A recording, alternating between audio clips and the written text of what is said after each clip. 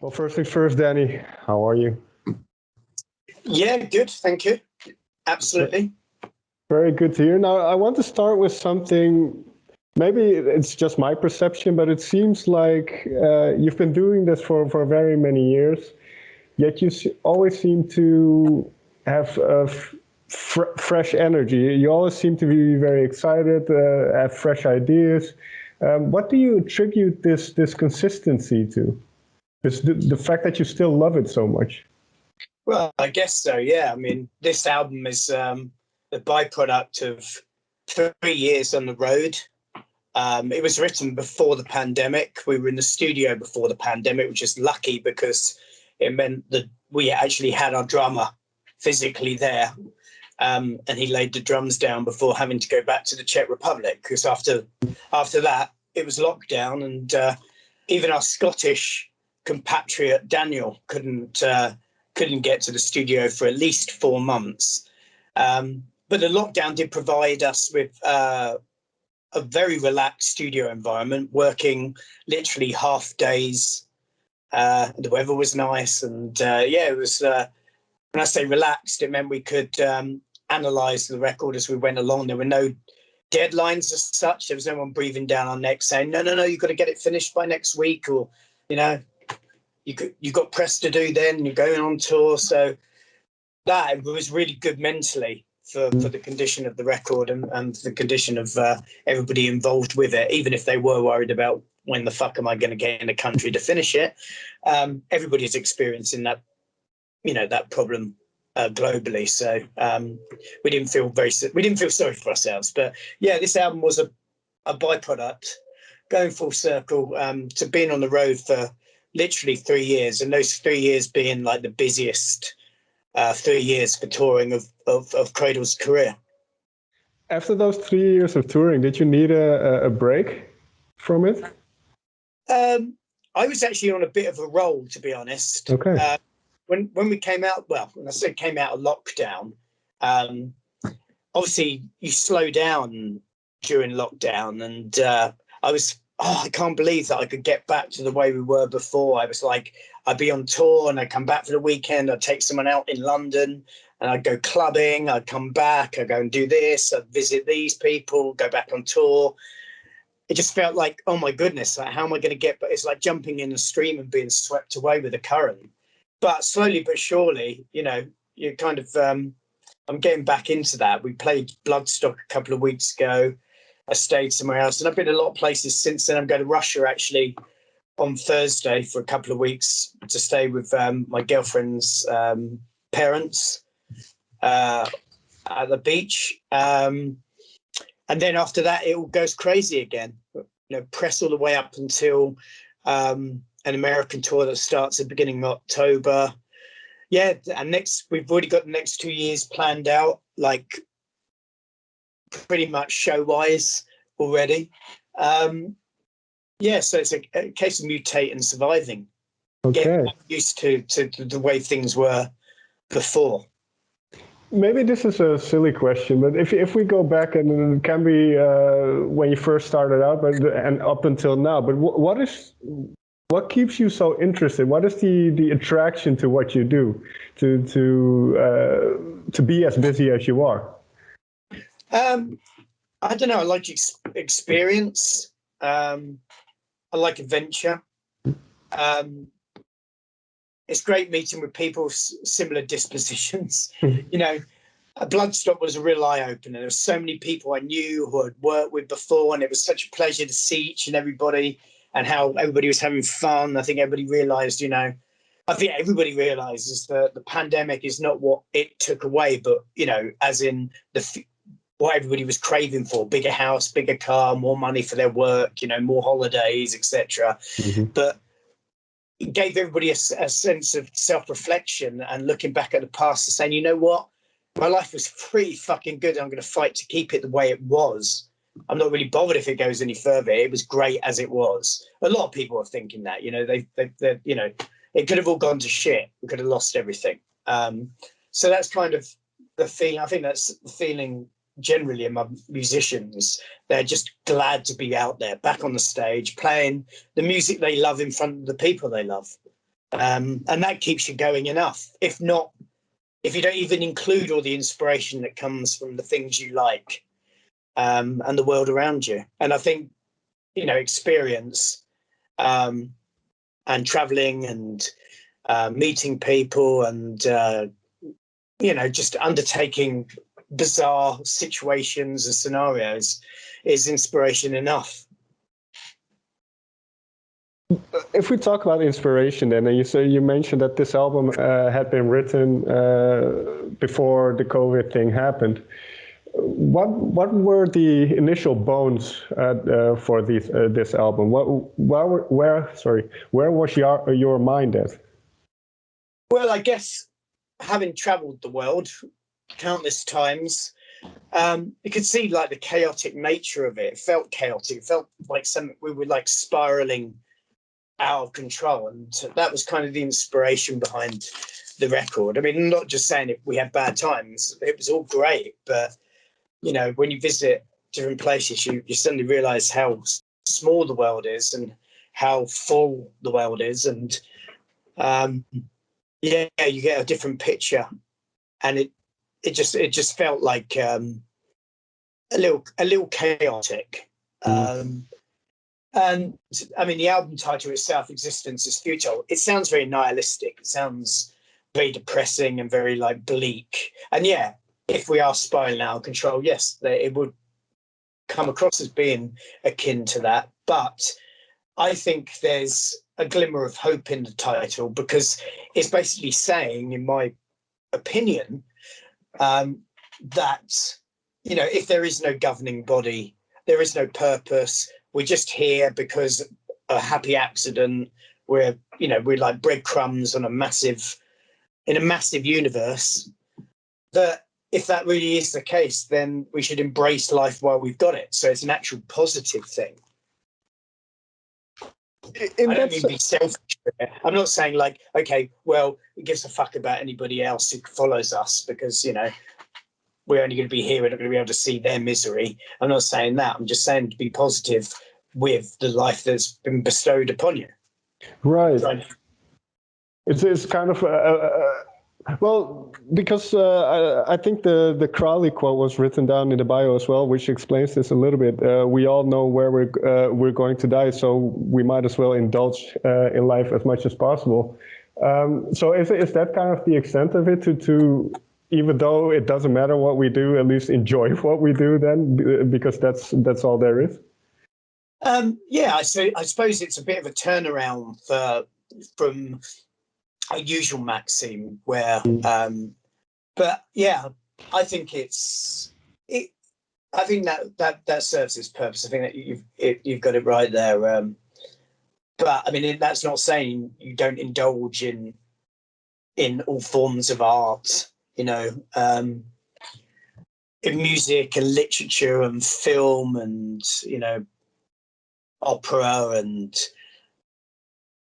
myth and legend and nature and everything wonderful in life. It's not saying that. It's just, it literally is saying, yeah, it's pointless. So everything is permitted and enjoy it.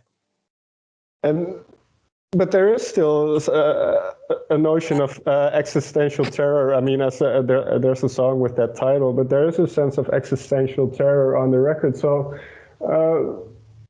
is it a difficult, this is going to sound weird, but is it a difficult time to be alive, you think? Only if you listen to the media. Fair enough. Think it's difficult. I think it's probably the easiest time to be alive. I mean, they call us the snowflake generation, like everything's there for you. You don't have to, you just need to walk down the road and there's your food. You want information, it's there on your phone or on your wrist or on your television. You can literally get by just sitting on your couch nowadays, and everything's brought to you. If you work, if you work from home, you could just literally live in your house. So yeah, I think it's the easiest time, probably ever. Even despite the pandemic, everybody's complaining, I've got to stay home, blah blah blah blah blah, etc. And that.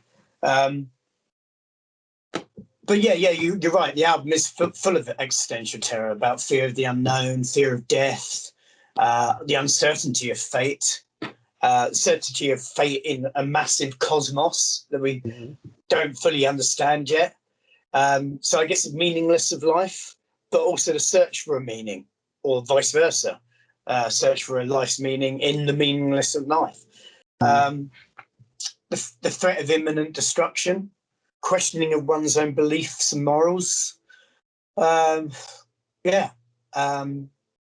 like I say, if that's the case, the absurdity of the human condition kind of demands that we embrace everything for its fleeting nature, for the fact that it's only here. We're only here for a certain amount of time. So why should we wait another 11 years for a new Metallica album, for example? Right. And as you mentioned, I mean, that in a way makes it more beautiful because it's so fleeting and because it's so rare as well, I suppose, and because we only have this limited time and limited capacity to enjoy life, you might as well do it, because otherwise why are we here? Yeah, you got plenty of time to sleep when you're dead. Exactly. And nothing. And for you, when you want to capture this attitude, the things that you've just now mentioned, how does that translate to the sonic landscape of the record? Because it is a very, I would say, fast and heavy album.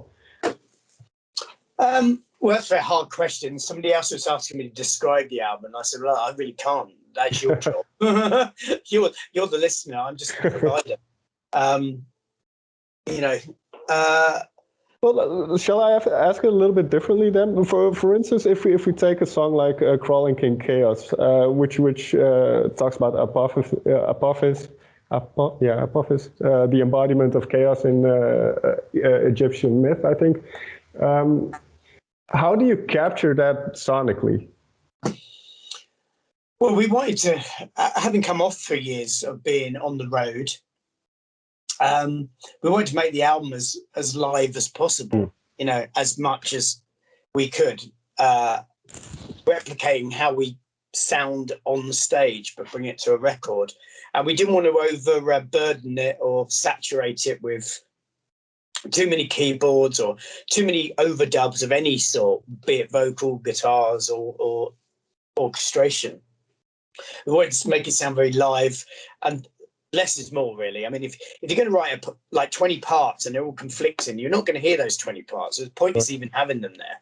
All you're going to do is just make it very hard on people's ears, and people are going to struggle to get through a record. We even kind of, I suppose you could say that the instrumental tracks are almost like the ginger and wasabi to cleanse the palate between dishes, or chapter headings, as you will. I think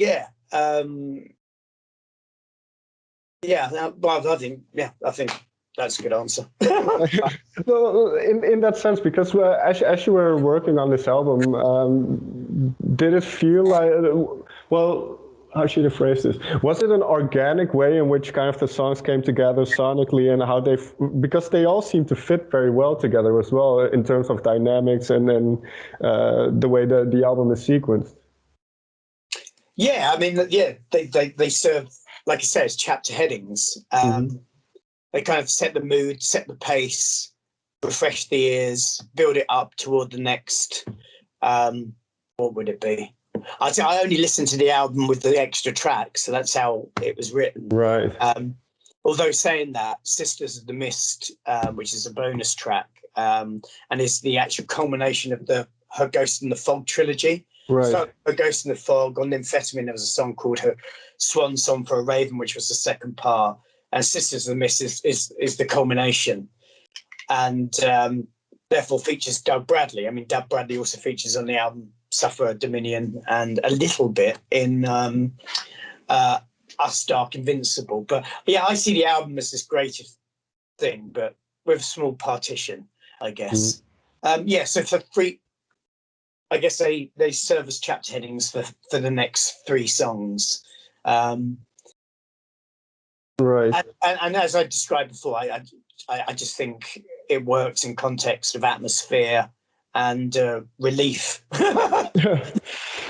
Well, I like that you mentioned Sisters of the Mist because, as you say, it's a culmination of Ghost in the Park. But what I find interesting, and I think you've done this before, where songs on previous albums are either referenced or they find a way to be relevant on new albums. Is that something you're very much interested in? Well, yeah, I do. I like the ideology of sort of a universe, like Marvel has its universe, or like Night Shyamalan, whatever his name is. He has his own kind of strange universe, and everything's linked within it. And I think that's a cool concept. I like little nods back to previous albums. I think fans, whether they're like little Easter eggs, I think fans appreciate that. They feel like they're part of the bigger process, a bigger thing. But yeah, that was just segregated from the record, not because it was any less a track. It was just because it didn't really, I know we can't help but slip back into the sort of gothic horror aesthetic, because that's essentially the beast at the core of Cradle of Filth, and especially in the lyricism. So this was, I just think, too much of a departure for the rest of the record, Well, I find it interesting that you mentioned kind of the creation of this whole universe, because with each album, I would suppose then that universe expands, but as you mentioned as well, without trying to alienate what the core of Cradle of Filth is. So is that a difficult thing to balance? I guess so, yeah, because you don't want to repeat yourself. I mean, there's some bands, or where you could just, I'm not naming anyone, and I'm not pointing fingers at anyone, literally at all. But you can expect, you can tell what the cover's going to be like long before it even comes out. You know roughly what the album's going to be like. It can. Some bands work like that. Not everybody wants to put on a record and have to go for a philosophy test. People just want to escape, but if you want a little bit deeper, then I feel that the people behind the music need to be doing the work. So you're not doing it. And metal in general is about escapism. And Suffer Our Dominion, which is, I guess, our most socio-political song we've ever written, which because it has an observation on the current climb and what's going on, albeit in cradle language. Yeah, I think that's as far as we would go, because metal is about escapism, and people put a metal record on because they want to feel empowered, or they just want to indulge in something. They want to be taken away. They want to, they want to fantasize. Do you know what I mean? Sure, of course. They don't want to be lectured about politics, or have to think too much about the problems they're facing in the everyday world, I guess. But that's not an interesting point, because from your perspective, as the one who creates and performs it, what do you get out of it? Is it for you a sense of escapism as well? Because obviously, as you're creating the album and delving into all these types of themes, and I would say that's kind of a deep dive in a way, right? Well, it's all cathartic. Okay. It's like pressure release. You've got all these ideas in your head. You formulate them. You perform them, and hand them on a platter, a vinyl platter to people. And that whole process is really cathartic. About basically ridding yourself of the demons that are floating around your head. I can only use the last show because the one prior to that was a year and a half prior to that. But Bloodstock was a perfect example. Being up there playing the new song, people really interested in everybody's attitudes, and seeing everybody like really enjoying themselves and getting into the music, and all the great bands and all the people I've met before. It would be journalists or people working there, or promoters or other band members, roadies and crew and lighting guys. It was great. It was a great eye opener, and it's suddenly you realise your place and everything. And again, you know, when you're in a band, you do it primarily for yourself. You write stuff for yourself, but at the same time, and just as importantly, you're writing stuff for your fans. And you don't want to let them down. And especially our fans, I think it could be our bugbear, but or especially mine. But people come to expect a certain tenacity and a level of lyricism with Cradle of Filth and a certain depth. So I guess if we did an album and it was all about girls with big boobs and Ferraris, people would be slightly disappointed. Right. They think, oh, that's a little shallow this time, I think. So, yeah, I mean, we've dug our own grave in that respect. Yeah, I was going to say, because does that create a lot of pressure for you to come up with concepts and new ideas that you feel do the fans justice, but also pique your own interest? Yeah, of course. Yeah, otherwise you'd be writing out. I mean, we've written tantamount to another record already. Okay. Well, of course, yeah. I'm guessing loads of people have. I bet next year you'll see so many albums come out that haven't been, haven't had any judicial kind of overlook. So no, basically what I'm saying is people have been writing stuff and nobody's going, you know what, that's actually not very good, or oh my God, that's a bit self-indulgent, because they've just been left to their own devices. And when you get into a studio, obviously, if you're working with a good producer and you're writing something shit, they're going to tell you, otherwise they're not a good producer. Because their job is to make an album great. That's right. Why you employ them. They're not, don't employ them to make it shit. Well, you might do, but that's a bit backward. So I agree with that. I totally agree with that.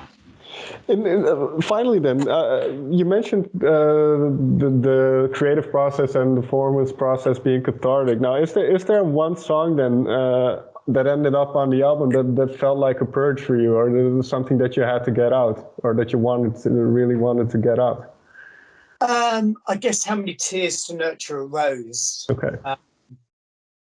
Which may actually be the third single after Necromantic Fantasies. Necromantic Fantasies, we're just working on. Well, the director is working on the video, and hopefully I'll see a draft of that tomorrow. In fact, which I'm very much looking forward to. As the first one, it's the same director who directed Crawling King Chaos. Oh, cool. And they were recorded at the same time, but very different looks, very different feels. But yeah, How Many Tears to Nurture a Rose? It's if you picked it all apart, it's very classical in the way it's written, and the way it alludes to a goddess and worship. But I suppose it's at the core of it, it's about relationships, and so yeah, it was something that I wanted to get off my chest, even if it is in a strange way. Right. Convoluted, unnecessary convoluted journey. But as you mentioned, that is kind of the Cradle of Filth identity. So and with what you mentioned earlier about not writing or wanting to write something with substance, do you think you'll ever deviate from that, in the sense that you might be writing very direct lyrics where people can just exactly know what you mean? Or as came up last week, that you're in talks, I think, with Ed Sheeran. So do you see a lot of flexibility in those things? Yeah, absolutely. Yeah, I think I've flexed some of that muscle in my other band, Devilment. Although, I mean, again, I couldn't help myself by being, a tad poetic at times. But absolutely, I'm very flexible. Okay. Last question. Then, what can you tell me about the songs that you've already written for a new album? Well, they're not. They're important, but they're not important to really discuss. I mean, okay. We're going to carry on writing. We're not going to be putting out another record anytime quite soon. Fair enough. We just wanted to make hay whilst the sun shone. Well, yeah, because as you mentioned, it's getting to that time where people get to tour again, and once you're in that machine, then it's probably difficult to get back to the creative side of things. Yeah, it's just time permitting. You know, when you go on tour, you have these great aspirations all the time. I do, for example, like, okay, right, pack. I've got my diary there. I'm going to write a diary every day. I'm going to do this every day. Oh, yeah, I've got this. Make sure I have this book and this book and this book. And I have my lyric book as well, so I can write notes to Purging. And then you get on tour. And by day 3, all that's out the window because you're just trying to survive. You know what I mean? In that sense, this is kind of definitely to round off. But you mentioned this the second time now, trying to survive. So what is how do you look at that musician's lifestyle? Do you have kind of a love-hate relationship, or do you like the struggle in a sense, or the fact that it's as hard a work as it is? I guess subconsciously, on a subconscious level, you must love it. You must love the strife, but it is very up and down because you can't. It's totally unpredictable, and it's getting.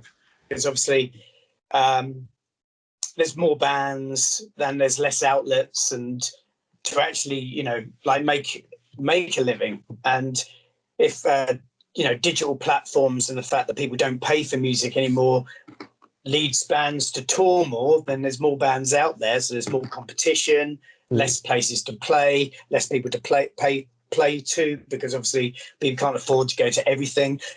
Good news is there's more festivals, and I love playing festivals because you get to meet everybody and blah blah blah. But it's difficult. I mean, unless you're pushed beyond the threshold where, well, I don't really need to worry about that now because, I wrote the final countdown and or nothing else matters. And, I've got, if everything went tits up right now, then I'm actually, I've got a healthy pension. But that's not the case for most musicians. You know what I mean? Most musicians are living bread to mouth or mouth to bread or whatever it's called. And the pandemic just highlighted that and continues to highlight it because people have got to have COVID passports now, and then some venues are saying everybody's got to be, vaccinated or they can't come in, or some countries are not allowing travel, and it's fucking hard. We're going to America. We've got our visas, and we have to apply for these special visas because otherwise we'd have to quarantine. And then you'll wonder, well, when we're over there, what happens if somebody got ill? Or they, know what I mean? It's just like it's hard. Yeah, here in the Netherlands, it's been weird as well because they canceled all music festivals with a certain amount of people, but then other types of events are going through, which is so lopsided now that the whole music industry is kind of pushed to a back seat position. So it is tough, as you say. I totally agree. Like the World Cup, it was fine for Wembley Stadium to have 85,000 people in it, but at that point, they were like saying, well, no, we can't have this festival. We can't have that festival. Downloads cancelled. It just felt a little bit like, one rule for them and another for others. And hospitality section were all like, well, fucking hell, people are going out of business all the time. Right. What the hell is going on? I think we're just going to have to live with it now. It's like we've got a certain amount of people. If you don't want the vaccination, well, that's your problem. You're not going on holiday. So take that into account. Right now, I think people are just going to try and get back to normal as much as possible. And, it's like it's too late. The economy's fucked. So. Well, at least you have a nice show planned for October, right? The Halloween one. I'm very much looking forward to it. The whole experience of Bloodstock was just like, wow, this is great. This is the job we love, So the kind of a reminder, this is why we do it. This is... Absolutely. Excellent. Well, very good to hear from you, Dani, and thanks for taking the time to talk with me. And I wish you the best with the album and everything that happens after. We'll see what happens. Okay, thanks, man. Yeah, really good interview. All right, thank you. All right, have a good one, Dani.